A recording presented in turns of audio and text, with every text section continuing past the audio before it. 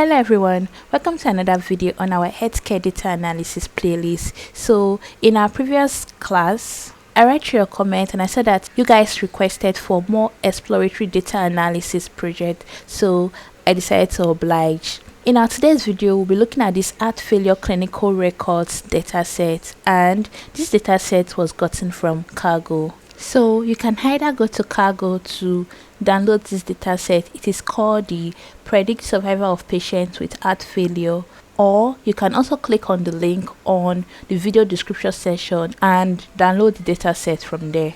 So for today's project, we'll be answering all the questions in our objectives. We'll be checking for missing values and making decisions on how to handle them. We would also look at the distribution of age among patients with and without death events.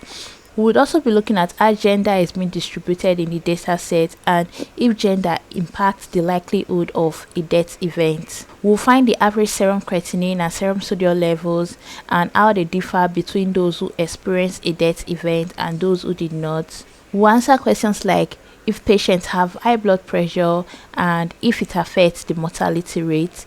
We would also answer questions like if smoking is associated with higher chances of death in heart failure patients and the average follow-up time for patients who died compared to those who survived. So those are all the objectives we'll be looking at to explore this data set. So without wasting time, let's dive right into it. The first thing I'll be doing is import our packages which we'll be needing, and our packages will be including Pandas, NumPy, Matplotlib and Seaborn. Now I'll go ahead and read in our dataset. So remember, we've downloaded this dataset in our system already. Now we'd have to read it into our Jupyter Notebook as a data frame. So to do that, we use the pd.read_csv method, pass in the location of this file in our computer system, and use the .head method to look at the first 5 rows. So if I scroll down a bit, we can now see our data set here, and we can see that our data set is made up of various columns of data. So let's look at each of these columns and get an idea of what this data set is all about. So we have the age column, which contains float values. We have the anemia column that contains string values, where we have no and yes, and no represents patients that do not have anemia, while yes represent patients that have anemia. We have the creatinine phosphokinase column containing creatinine values. We have the diabetes column, ejection fraction column, high blood pressure column, the blood platelets column, serum creatinine, serum sodium, gender, which is sex, smoking, follow-up period and death event. So for the death event, we have yes and no values. The yes values represent patients who have died, while no values are for patients who are still alive. So the first objective on our list was to check for missing values and make decisions on how to handle them, right? So we'll be doing just that. We're checking our data set if we have missing values, and we are also going to decide on how to handle those values. The first thing I did was to use the .info method to get a brief view on what our dataset is all about. Just like the name info, it gives you a brief information regarding your dataset. So with this, we can see the number of rows we have in our dataset, which is 299 rows. It also tells us the number of columns. We have 13 columns. It gives us the names of each of these columns and gives us the data type of each of these columns, and it also tells us how many non-null values we have in this column. So from this, we can see that we don't have any missing value in this column, but we can also go ahead and confirm this information with using the .isNA method. So the .isNA is used to check for missing values in your data set. So I call on the .sum method on the .isNA so that we can get a total accumulation of missing values in each column. And with this, you can see that for each of these columns, we have 0 missing values. So we can now go ahead with our data set. So you can see we've checked our data set. There was no missing values, so we would not be handling any missing values, right? So next thing is data cleaning, right? Remember, checking for missing values and handling missing values are also part of data cleaning. Now I'll be looking at the data types of each columns, and I'll be ensuring that each of these columns are using their correct data type. If we look at this table, we can easily take note of this age column, and it's in float. Our age column technically is supposed to be in integers, right? We are supposed to have 75 years, 55 years, not 55.0 years, right? So we'll go ahead and correct that. So to do that, I'll be using the .asType method. With the .asType method, you can change the data type of a column. So all you have to do is specify the column which you want to change the data type. In our case is the age column, and specify the data type you want to change this column to. So in this case, we're changing it to integer data type, right? So if I go ahead and look at this column once more, the age column once more, you can now see that we have all our values as integers, and you can see here that it also tells us that the data type of this column is now int32, which is an integer. So the next objective on our list was to check for the distribution of age among patients with and without death events. So how do we go about doing that? When we are talking about distribution, we can easily make use of an histogram or a box plot to see how the values in a column are being distributed. But remember, we're looking at two different categories. We're looking at distribution of age of patients who are still alive and this distribution of age of patients who are dead, right? We have to create a filter for these various categories. So how do we go about that?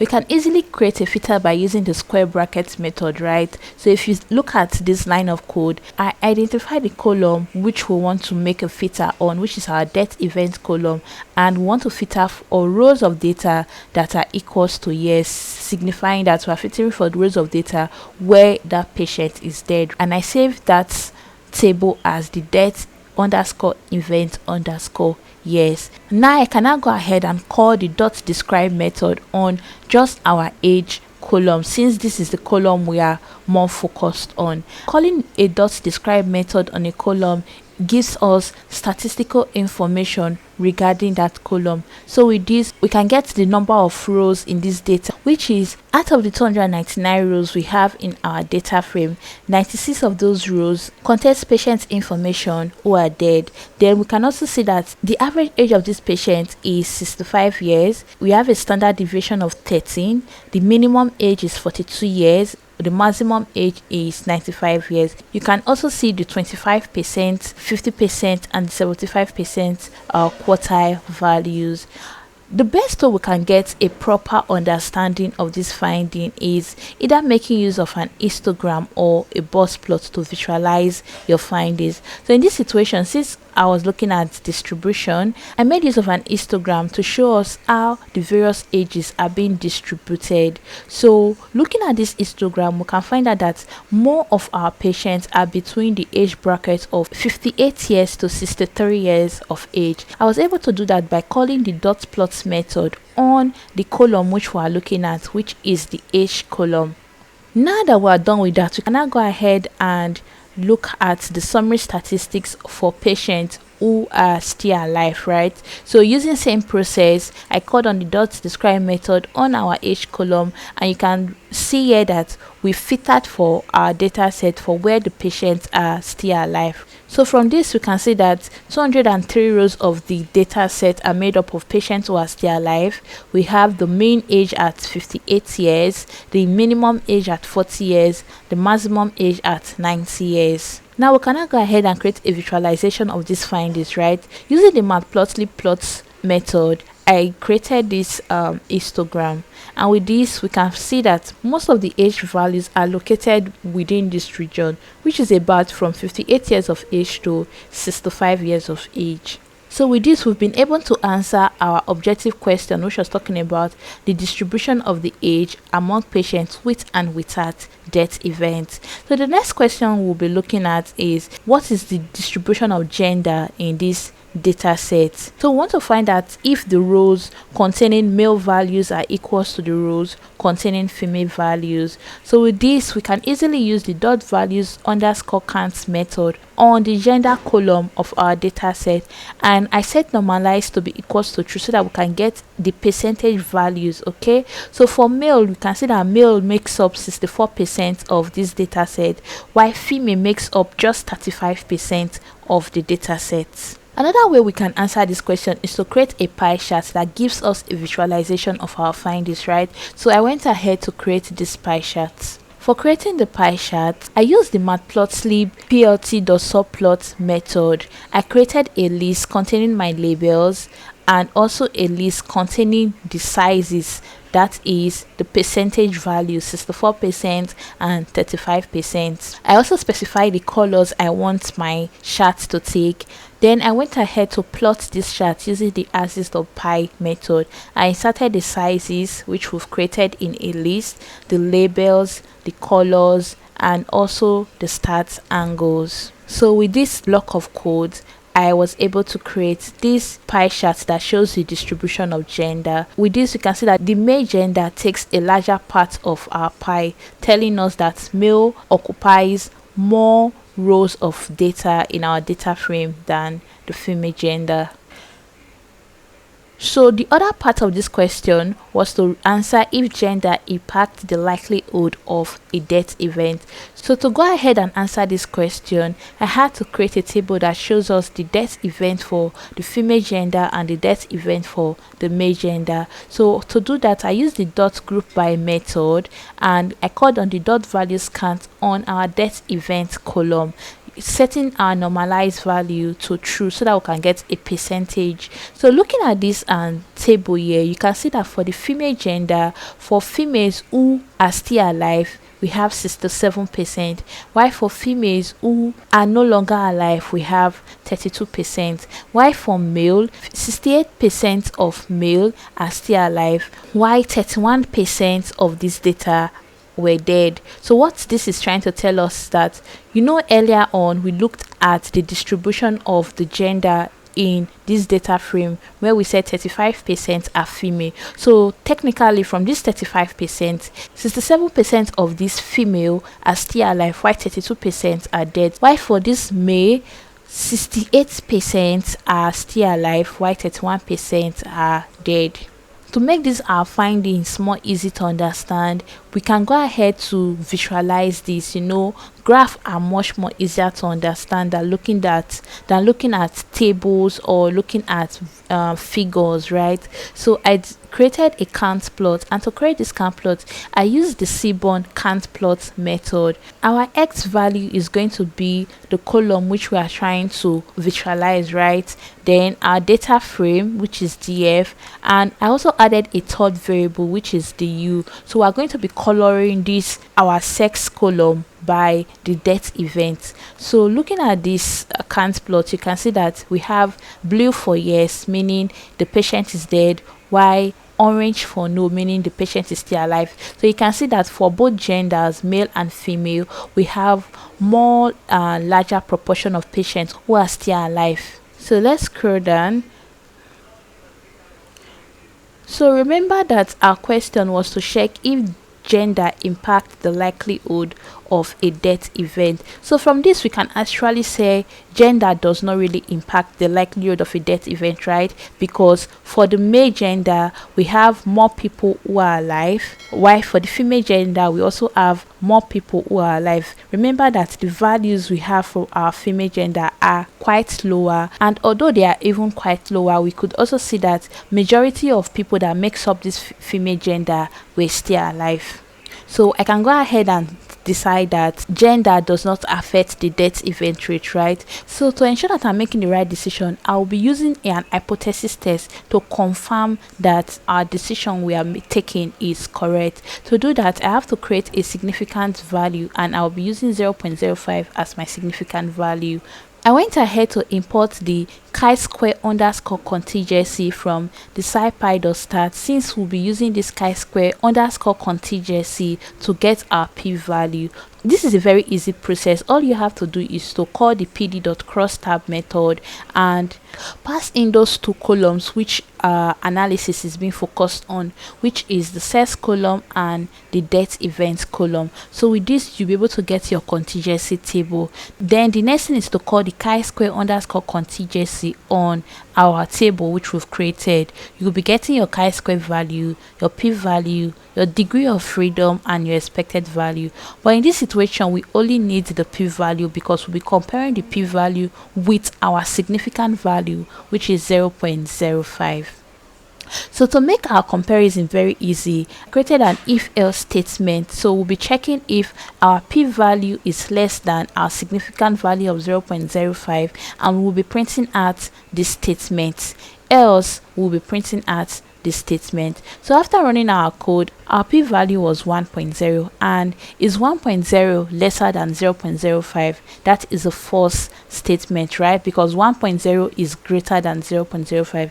So our else block is printed at saying gender does not have a statistical significant effect. And with this, you can see that it corroborates with our earlier findings we got from both our visualization and our statistical analysis. So you can see we are on the right path, and with this we've been able to answer that objective question. I went ahead to write a brief interpretation of my findings. So I said males have higher death rate, but the p-value is not significant. So we can conclude that gender does not have a statistically significant effect on death events. The next objective in this project is to look at the average serum creatinine and serum sodium levels and how they differ between those who experienced a death event and those who did not. So let's take note. What is serum creatinine? The serum creatinine is a measure of the kidney function. If the serum creatinine of a patient is high, it shows that that patient is in a worse state. While for the serum sodium, lower values of sodium indicates that the heart is in a poor function or a poor condition. So you can see that it is very important for an individual as an healthcare data analyst to have idea on medical terminologies, so that when you're analyzing your data, you can be able to, add your medical terms which and understand your data set much more effectively. Since we want to find the average serum creatinine and average serum sodium level, the best way to do that is to use the .mean method. With the mean, you can get the average values, right? So with this, we got that our average serum creatinine level is 1.3, while the average serum sodium level is 136.6. So remember that in this our question, we said, how do they differ between those who experience a death event and those who did not? So how do they differ between patients who are alive and patients who are dead? So to do that, grouping this our data set, which we've already gotten these values already by the death event. So we want to see what is the average serum creatinine value for patients who are still alive and patients who are dead, and what is this average serum sodium level for patients who are still alive and patients who are dead. We want to compare these values. So for patients who are still alive, we can see that the average serum creatinine level is 1.18, and remember that for creatinine level, higher values indicates that the patient is in a worse condition, right? So you can see that for patients who are dead, their creatinine level is 1.8, which is much more higher than those of patients who were still alive. Now you can also see that for the serum sodium level, we have 137.2 for patients who are still alive and 135.3 for patients who are dead. Remember, lower sodium level means the heart is in a poor condition, and you can see that patients who are dead had a lower average sodium level. Now, another thing we can do apart from using table to get our findings is to visualize our findings. And a very good chart we can use to visualize our finding in this situation is using the box plot, because the box plot is going to show us the average values, the median values, and all that. So we can also get outliers.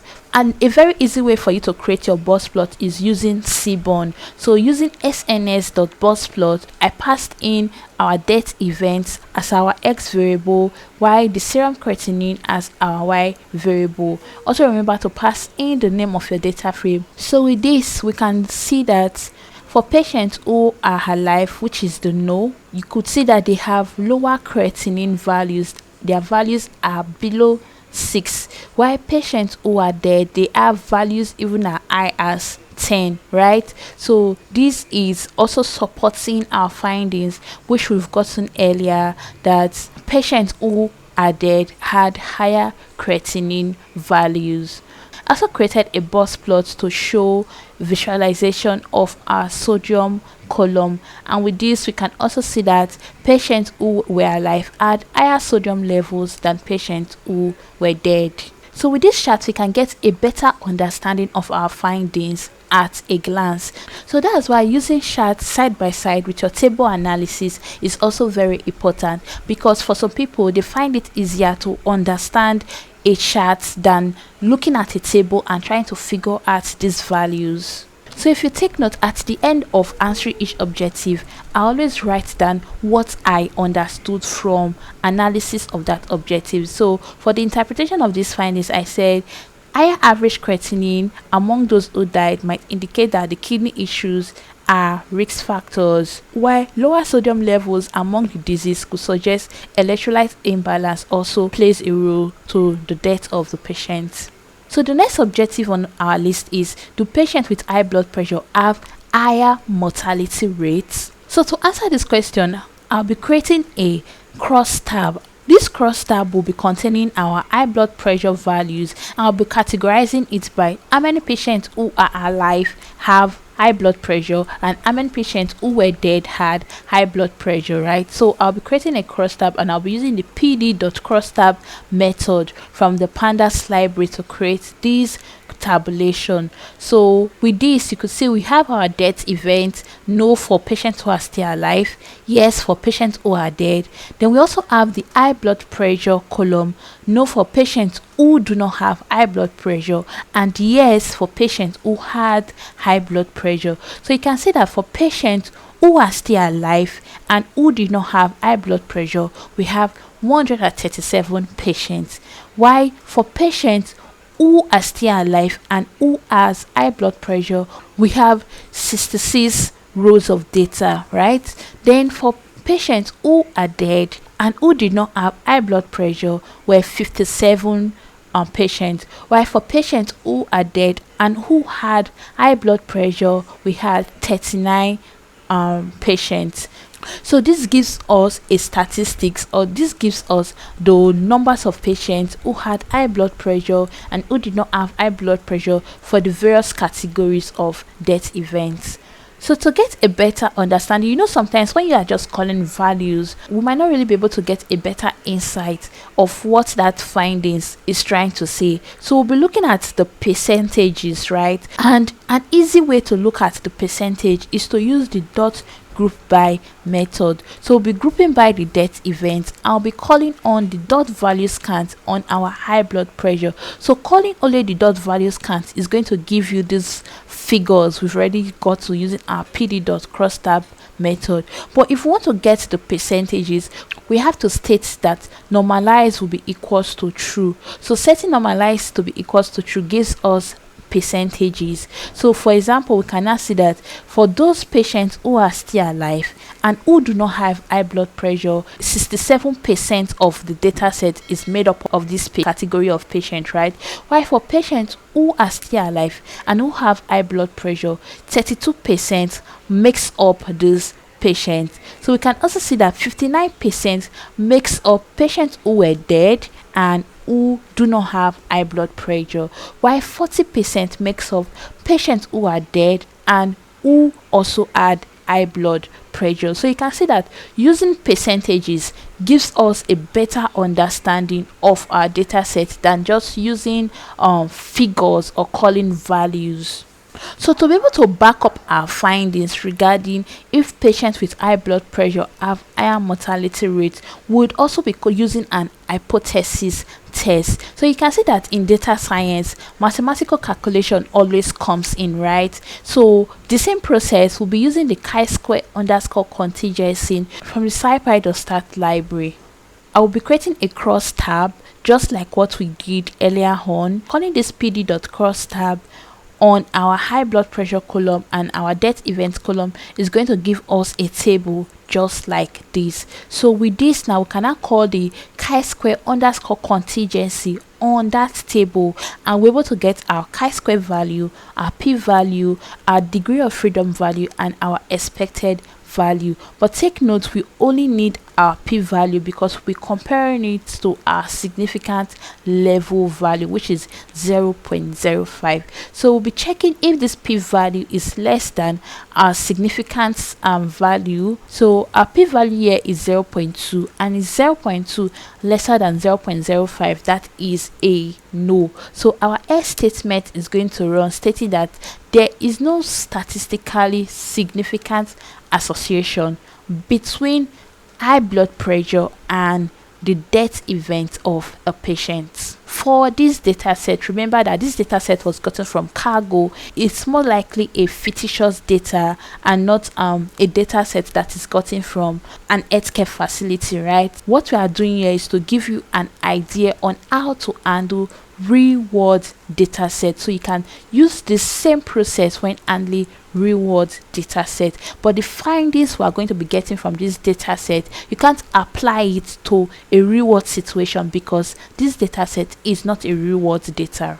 So the next objective question on our list is smoking associated with higher chances of death in heart failure patients? You could see I use same process which we use in answering if diabetes was associated with death event of a patient, right? So same process, use a pd.cross tab from your Pandas library and create a cross tab, and this table calculation will be showing how many rows of data for each of the events, death events and smoking. So in this table you can see that for patients who are still alive and who are not smokers, we have 137 patients. Patients who are still alive and who are smokers, we have 66 patients.